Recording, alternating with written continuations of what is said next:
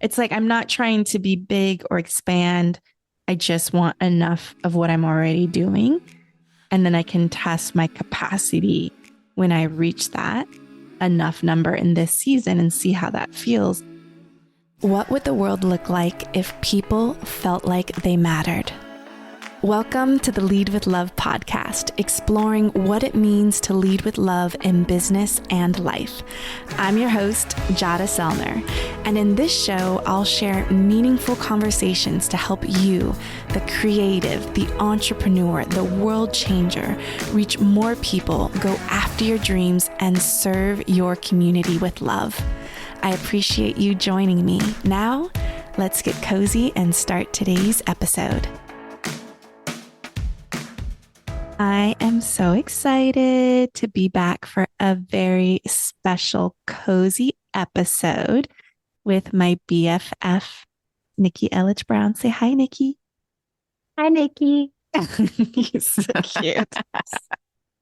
We came up with having this conversation in a co-working session that we were doing a couple of weeks ago. And so the intention for this conversation is to create a time capsule in celebrating She Builds, the book, being out for a whole year. So it's kind of a birthday celebration conversation. And you get to get a little bit of behind the scenes of what it's been like for me to have this book out into the world. And I always like to be able to share just a little bit about, Nikki's been on several episodes, so I'll definitely link to those in the show notes at jadaselner.com/podcast. But I think you have to know, if you don't know Nikki already, you need to know who she is, what she's about in the world. And she's a mama of 3, and she's known online for her practical teaching style and refreshingly honest reflections on the realities of parenthood and entrepreneurship. She is like my coaching confidant. I actually invest in Nikki's coaching and expertise. I call her, it's a name that she coined, Fairy Doc Mother. So she gets super just holding space for all of the creative innovations and ideas, whether it's a keynote speech that I'm working on, a course, building out She Builds universe, all the things. She's just so amazing. She's also a speaker, a teacher, an author, and mentor who quickly built a name plus highly profitable business for herself by helping service-based business owners communicate with clarity and confidence through her first online program, a course about copy. And Nikki's also been featured in NBC News, military.com, and a reality TV episode on Discovery Channel that led to a surprise cameo on Orange is the New Black, which I really loved that show when it came out. And Nikki is also known as the online park ranger at Pearl Harbor, welcoming millions of visitors in the USS Arizona Memorial since 2010. And Nikki also has a podcast. So if you're listening to this podcast, you can also hop over and subscribe to the Naptime Empires podcast, which is going to be a book very soon. Nikki, I can't wait to have my hands on it and hold it and take selfies with this book. And this book and this podcast is all about helping entrepreneurial moms chase their big dreams, as well as the tiny humans in their lives. And you can find her most recent musings in her audio note style on Her Terms podcast, or check her out over at nikkielledgebrown.com. Now let's get cozy with Nikki. All right, Nikki, are you ready to be the host of this conversation? Am I ever? As we celebrate the first birthday of my literary niece, She Builds. It's so exciting, I guess, because the last time we recorded, you were right going into launch mode, but I still remember as if it was yesterday, tapping into the Audible app and hearing your voice say, She Builds. And then your dedication, and I just lost it. And then I proceeded to listen to the entire thing in a day, right? At whatever, 2, 3, however many. A year later down the track, I just wanted to make sure that we could bottle up this first year of She Builds being out in the world, out in people's hands, in people's earbuds. and also into your business because things have changed and shifted a lot since you met this milestone and decided to share this book with the world. So if you're ready, then I've got some questions. We can just see where the conversation goes and flows. I love it. I love it. I love it. And I feel that no one has behind the scenes access to all of the visions, the ideas, the Google Notes, the iPhone notes, the verbal vomit and Voxer of just kind of spinning around the same, as you call it, creative cul-de-sac, where you just have all these visions and dreams and ideas and programs and offerings. Like you have a front row seat to my brain and everything I'm thinking, dreaming, desiring. So I'm so excited to have this conversation with you. Yes. Well, okay, let's just open it up. And it's this the big wide inverted triangle of overall impressions, things that you want to sticky note, anchor in, and remember from this first year since November of 2022 to 2023. What are some highlights or things that come to mind? Just the first things that come to mind when you think about this first year of being a solo published author. Yes. It was interesting when you said the first thing that comes to mind. And the one that came to mind for me right now was when we have a new Barnes and Noble in our downtown Walnut Creek area. And Zoe, my daughter, hangs out in downtown with their friends and went to Barnes and Noble, found my book, took a picture of it and sent a text message to me. And I don't know, to me, that just is the epitome of being able to have something that I've been thinking about creating, writing, publishing, and then to be able to have my own kid go into a public store with friends and be like, look, my mom wrote this book. And also Zoe is an aspiring writer and author. And so to me, that is like the double highlight with, hearts and doodles circled all around it of a memory that I definitely want to anchor in. Yes, me too. I remember it. I remember seeing the text and seeing the picture of Zoe. Like it was so perfect. I think of the heart emoji with the arrow right through it because it just gets you right here. Because a lot of times when we're in these creative processes, we're thinking about all of these outside who's going to read it or whatever. But really the most beautiful thing is right there on the dedication page for Zoe. So it makes perfect sense that would be the first thing that pops into your mind and heart in terms of a tangible expression of your work. I mean, you host in-person retreats as well. So Zoe's been able to witness elements of your in-person, tangible, real, and smoothies. Obviously, those were tangible too. But it's just so cool to imagine and to see Zoe and Zoe's friends like, oh, so your mom's an author. It has that ease of explanation to it as well. That's something I forecast as valuable over here too. Yes. So what else comes up? So another one for me, I remember when I was thinking about how I wanted to promote She Builds is that I wanted to give myself permission to be a slow cooker. We have very ambitious friends in our business bestie friend group. And, so the goal is New York Times bestseller, invest lots of money and lots of time, a million years before the book comes out, and then like go full force when the book comes out. And I knew that that wasn't the pace that I wanted to do. And I knew I would be giving up like an attempt at, bestseller list or things like that. But that just wasn't the intent of me even writing this book.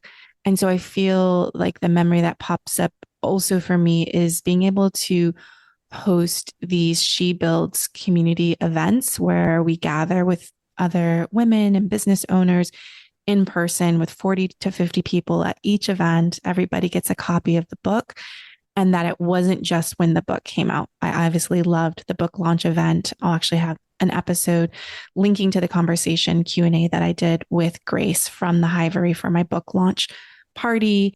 But then I continued to do it several months after. So I did one in Los Angeles with one of my long-term clients, Mary Cherry, at her art studio in February of this year. And it was just so cool to be able to have people gathering in one of my clients' brick and mortar studios talking about anti-hustle and how to build our businesses differently and build it with love. I also did a book event in Santa Fe, New Mexico this year.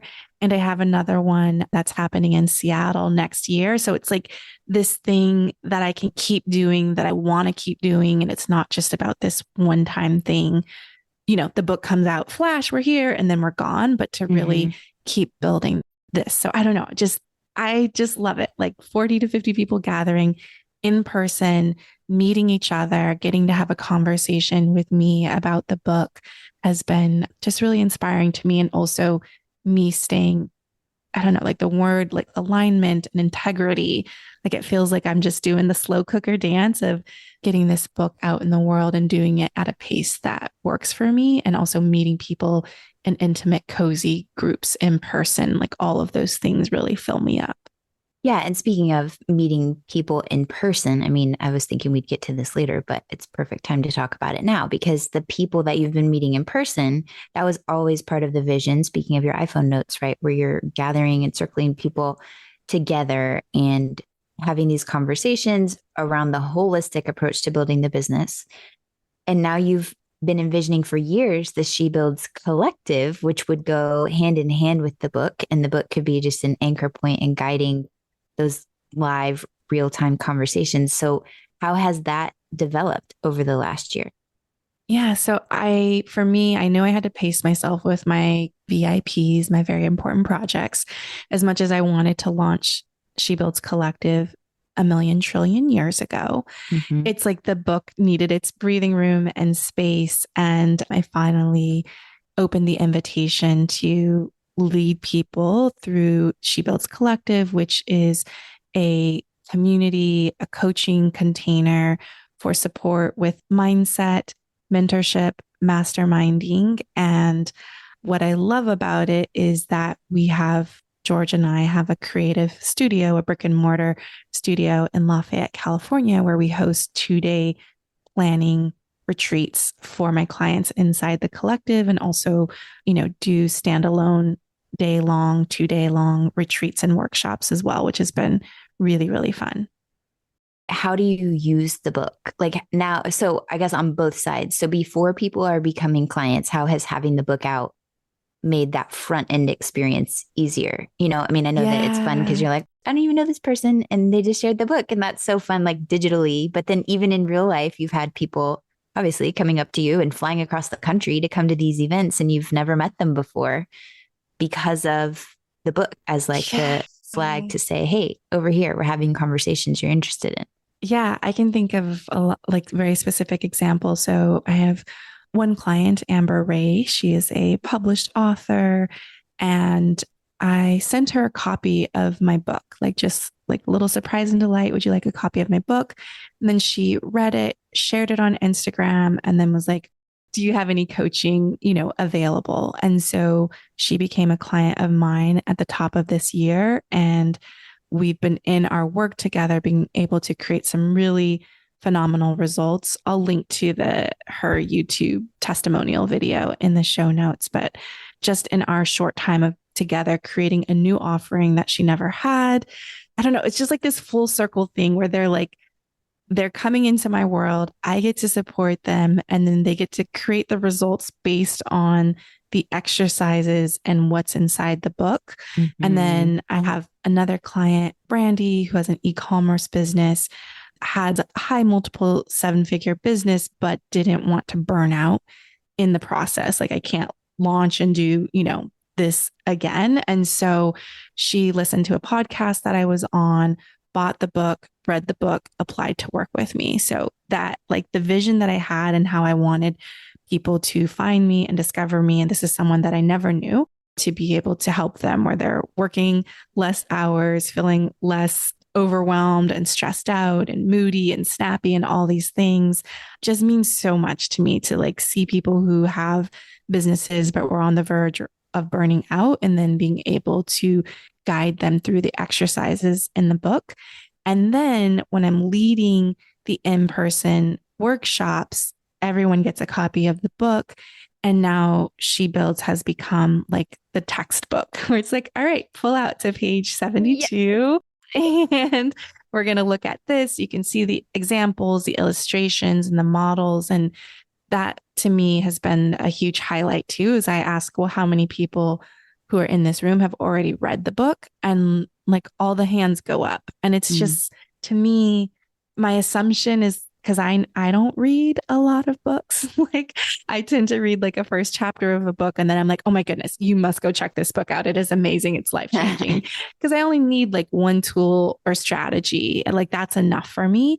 And so to know that people have picked up the pages, have read through the pages, seeing post-its and highlights and all of that just gives me so much joy of that they're actually consuming the content and finding ways to implement it in their own lives. Another fun interaction was actually this past weekend. My husband was the Dewey in School of Rock, which is the musical, but it's like the Jack Black character. And I was in line in the restroom and I was talking to my friend. And then someone was like, are you George's wife? She's like, I know that voice because I listened to your audiobook. And I was like,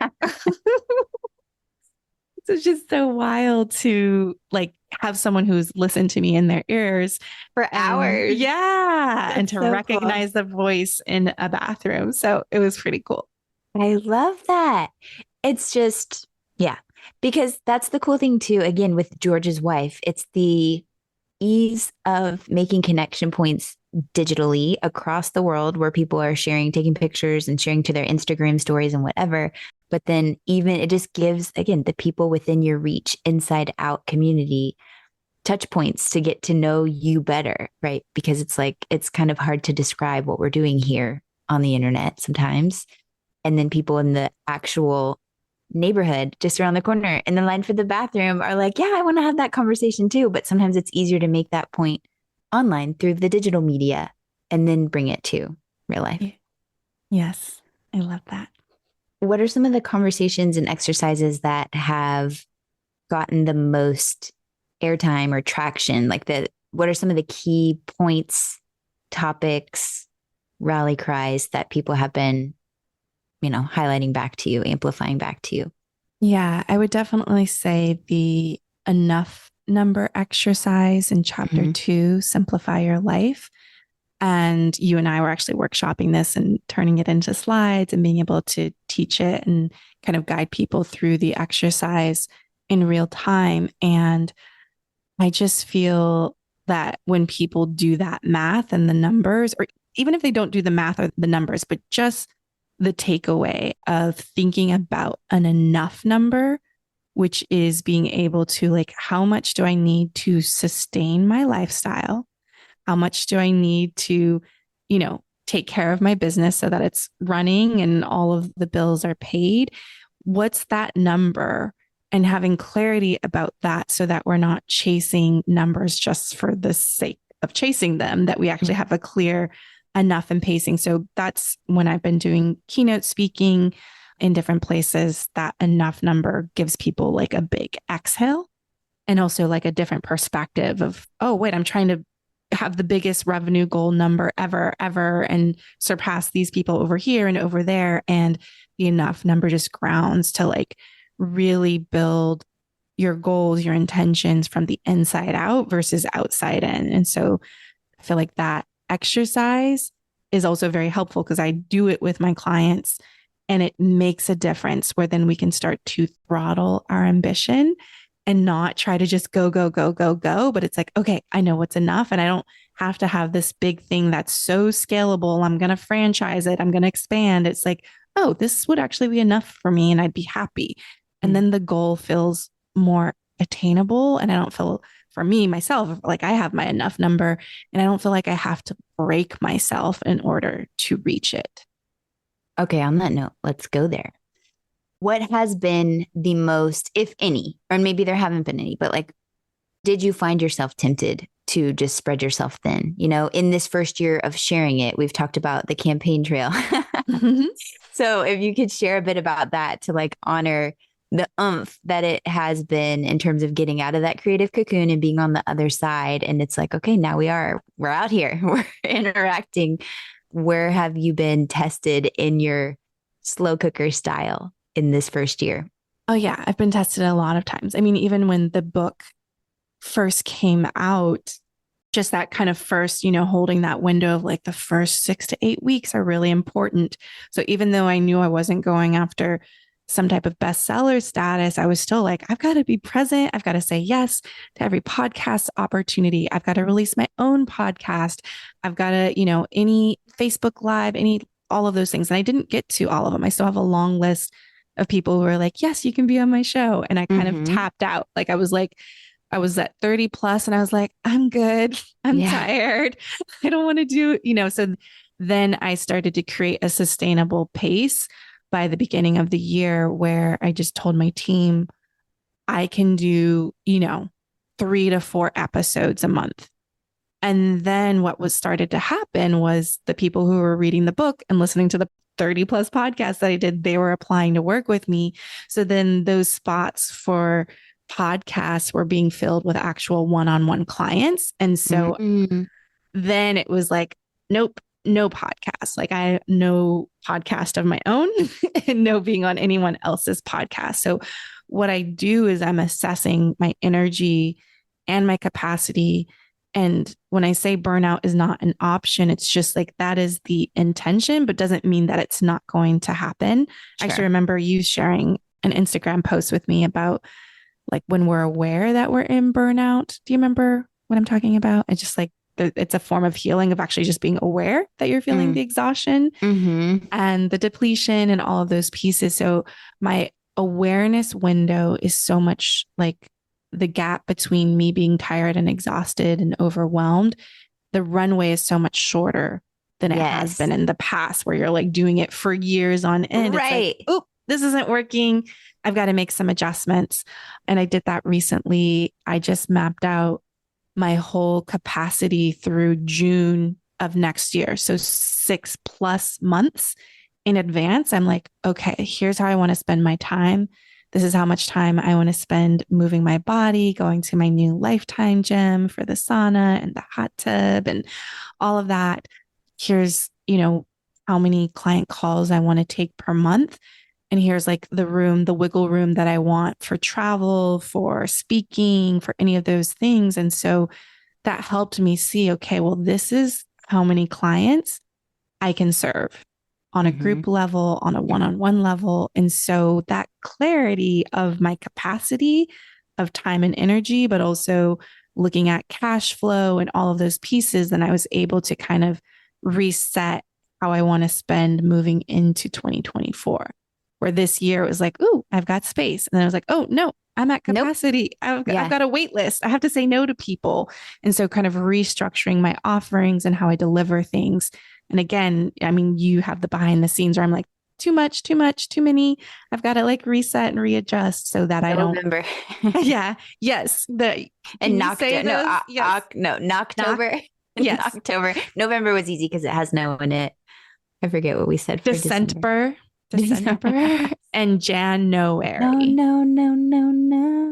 Yeah. I'm gonna say it. Yes. So that was really helpful. So it's like we have these seasons and there's lulls too, right? Like my clients tend to go off the grid in the summer and are traveling and with their families. And then there's like a buildup and an uptick. And so it's just having to recalibrate. And that's why I love doing the quarterly planning process to kind of readjust our expectations and our capacity based on our commitments. Nice segue. Will you speak more specifically to that and what you actually do with it? Because I know that that's something that, are you doing standalone retreats for that or that's part of the collective? Tell us more about your particular planning. Yeah. style. So I'm turning to chapter 8 of She Builds. So if you all want to follow along, I can hear the pages splitting about. Build your quarterly plan. I'm seeing where it starts. Flipping the pages. Okay, yes. Because this is a core part. You talk about the enough number, which is important because you got to know what you're aiming for. Like we were talking about when we were working on this yesterday, it's like planting the destination into the GPS. Otherwise, the GPS is just like, yep, that's right. There's a map. Here's what's here. But like we need the destination put in there so that you can have somewhere to go. And sure, you might detour and that's cool, but at least start, or there's no route to even create. So the enough number is important, but the quarterly planning is one of those big Jada-like pieces in terms of the way that you do it and the way that you like to have people in the room with the giant post-its and the markers and all of that. So, Yeah.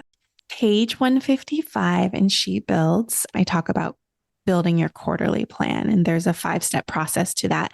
And this is a core part of She Builds Collective, where we meet every 3 months, every quarter, to reset and adjust our plans so that they actually fit our whole lives and we're not ignoring that part. So we meet for 2 days in person where we're going through the quarterly planning process. But the beautiful part is stepping away from your day to day and actually writing and then masterminding with other people in the group. And then my mindset coach, Rebecca McLaughlin, is there as well. So we're doing the masterminding, we're doing the mentorship and guidance with me. And then we're also having the mindset sessions to move through the blocks, the procrastination, the self doubt, the fear of success or the fear of failure, like just moving through all those things that might hold us back or slow us down. And so through this process, the 5 steps, number 1 is setting your intention. Then number 2, we celebrate your wins. And this part I love because we get up, we dance, we're on the big poster papers, writing our wins, and then we're celebrating and allowing ourselves to be witnessed through that process. Then we have fill your dream bank, which is really allowing all of your ideas that are all the squirrels, all the courses, the books, and you're like, oh my gosh, I need to implement this ASAP. So you bring all those ideas and give them space on the page to be witnessed. And then we start to look at our capacity. So step 4 is determine your capacity. And that's where we're seeing how much time, how much energy, how many resources do you actually have available? And then you select 1 to 3 VIPs per quarter. So that's step 5, which is choose your VIPs, AKA very important projects. And that's where you start to look at what's in your dream bank and which of those do you want to prioritize for the next quarter, but also looking at what seasonal commitments do you have? What personal life commitments do you have on your plate? So just looking at the whole ecosystem of your life and your business at the same time. And then I have this really cool 11 by 13 poster that everybody gets that's inside the collective where they can write all of their VIPs down as well as their visionary action plan, where they're writing down what are the steps I need to take. And then also including their self-care menu, which we talk about in chapter 11, Refill Your Well. So we're kind of integrating all of these different pieces and having it written in one place that you can refer to and look back to. And I do this with all my clients. I'm like, when they have a new idea or they're like, should I do this? I'm like, can you go back and look at your quarterly plan? Let's like, what are the VIPs? So then we can make some adjustments and trade-offs. If something is like, if you really want to do that, what do we need to take off here? Because we only have so much time to pursue and execute on these ideas. I'm like trying to pinch myself so that I don't cry because I'm actually getting emotional listening to you say all of this, because it's so beautiful to me that it's here, it's happening. You're walking people through it. You have a wait list of people who are interested in working with you in this capacity. But even more than that, I do have a front row seat to your life. And this is truly how you live, which is just the most beautiful, inspiring, feel it in my heart and tear ducts, because you do genuinely walk your talk in terms of resetting. Well, you're staying true to your vision, because I've literally, from even just a book, like from preconception all the way to her first birthday, bringing these dreams to life however long they take, which is one of the things that you say all the time, right? What is the thing that you say about Yes, that don't timeline? Yeah. Don't put a timeline on your dreams, put a timeline on your actions. And so Yes. the dream will take however long that it takes. And we just keep expanding the timeline. Like she's coming, it's coming. And we just have to really trust the process, trust the timing, trust yourself. But it's when we start looking outside of ourselves that we're like, this must be done in 30 days or else, or I need to make 6 figures in 6 months. And it's like, that's just not how life works. There's so much uncertain things that come into our life and flow. And if we want to honor the totality and the fullness of our lives, then we have to give ourselves permission to expand the timeline. And so not putting a timeline on your dreams but we can't put timeline on our actions of like, okay, I'm willing to commit to this based on the time that I have. And sometimes we don't know how long things actually take us. And with a book, it's like, yeah, we like to write it in 30 days. Actually, you and I have written drafts of things in We 3 days. Sure. 3 minutes, 500,000 words. You'll never publish. Yes. But the timeline can be a lot longer. It can be 2 years, 3 years, 5 years. And 10. it's just, Go yes, for 10. yes. Do I have a 10? How about Do 20? Come on, Naptime Empires. We can do it. We can do it. But really, truly, I just want to, I know I've said this to you privately recently, but just thank you for showing up the way that you do, because it is inspiring to me, the way that you embody, the way that you provide for yourself, for your family, for your clients, for your community now, which is just so beautiful, from, Georgia's performances on the breaks to local in-person meetups and stuff. It's just very inspiring, and it's important, especially as entrepreneurs, because it's not like you have someone else to report to. And so if you're going to be revisiting your stuff, it's more fun to do it in great company. And Jada has really mastered the art of creating an environment and a vibe. It's one of her highest values and innate talents, of creating sensory experiences where people feel safe to share their big stuff, even if it feels far away or it feels hard. I mean, who has a grief circle? This is not just a business mastermind. And also, you have a great strategic brain in the way that you walk people through crunching numbers and that kind of thing too. So it's just a beautiful mix, and it's very true to who you are. And that, I believe, is why She Builds is going to last and continue to grow. And just over time, we've talked about this before. For me, when I launched the Naptime Empires podcast, and I just was like, look, I just put it out there because I know I don't need to do a whole big splash, like you were saying with the book, now or never, because it's always going to be there. And I can always point people back to it. And that's exactly what you're modeling here with your She Builds growth, and her being out in the world and knowing, okay, cool. Now that you're redesigning and you're going to have more group time, you can open up if you choose. And that's one of my questions for you next, is like, what are your VIPs for the coming year? But are you planning to open up more time so you can go on more podcasts and share in that way, and then be able to build even more of a wait list and fill even quicker, or however many of your in-person events that you want to do? Like, what are you planning to do with this magic in 2024? Yeah. So I'm still in my reflection season of like, what are the things that have really filled me up this year? So kind of doing a retrospective on my whole year of like, what worked, what didn't work, what might I do differently next year? So I'm in that reflection and incubation phase, but really, I think it's doubling down on what's already working and just reaching that enough number for me with the collective, right? So it's like, that's the piece for me. I want to keep growing the collective, but I don't have this vision yet or right now for it to be super big. Like, I want it to be this cozy, intimate space, but enough richness and diversity. That's also one of my superpowers, is bringing a lot of diverse industries together. Like, we don't have the cookie cutter vibes of like everyone's an online course creator. Like, the type of clients that I serve are agency owners, published authors, food bloggers, brick and mortar studios, art studios. Like, it's just a very diverse range of type of businesses. And yet when we go through the process of quarterly planning and the visionary actions and the retrospective, all of those things, it doesn't matter what business you have, like the common things are similar. Like, we're all facing very similar struggles and challenges and overwhelm and all of those pieces. So I just want to grow the collective. Like, that's definitely a vision of mine.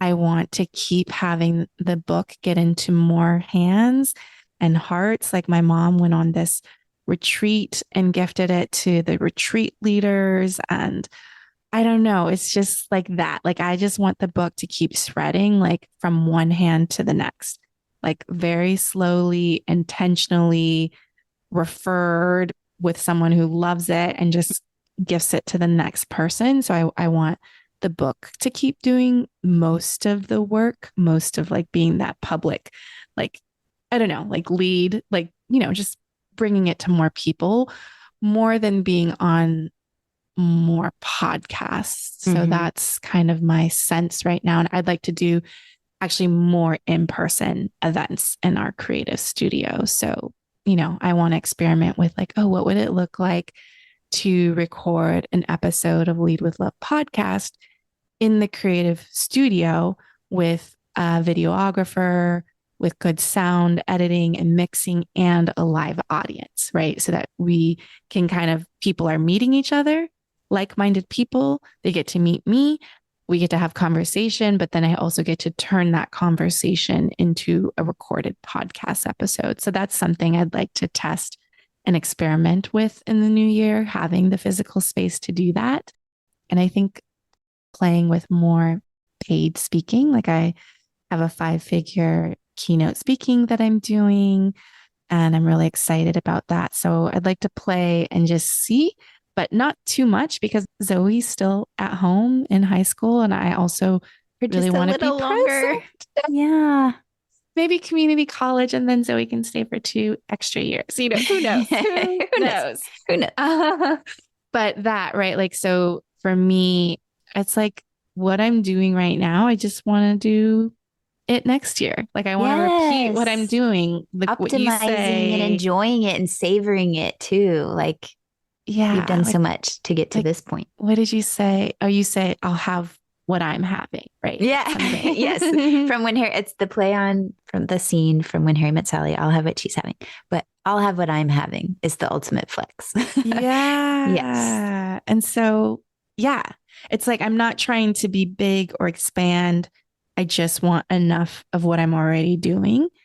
And then I can test my capacity when I reach that enough number in this season and see how that feels. And knowing that we'll be empty nesters soon and I'll reorient myself at that time. But I know I want to be home with Zoe, even though Zoe's a teen.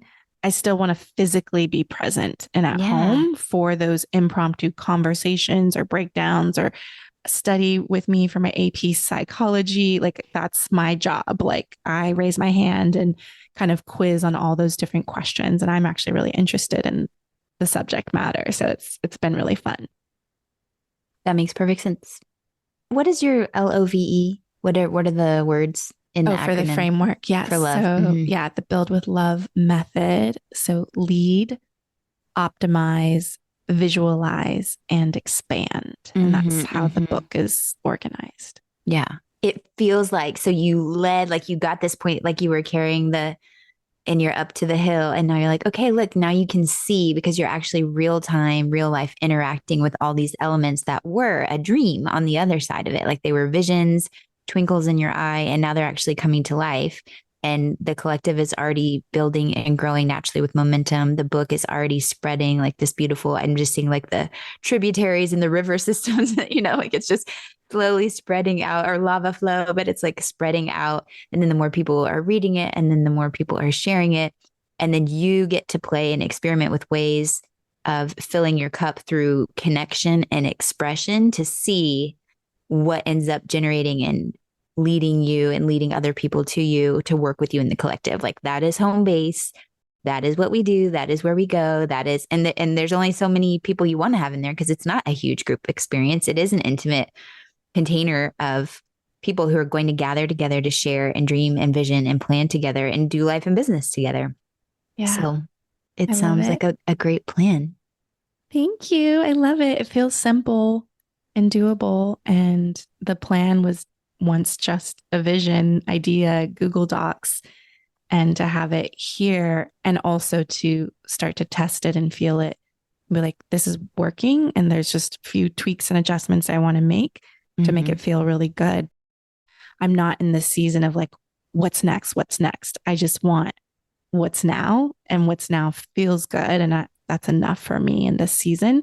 And I know there'll be another season where there'll be another book or something brewing in my heart, but I don't have that calling right now. It feels like She Builds still needs my loving attention, and I still want to give it to her and spread the love in that way. Yeah.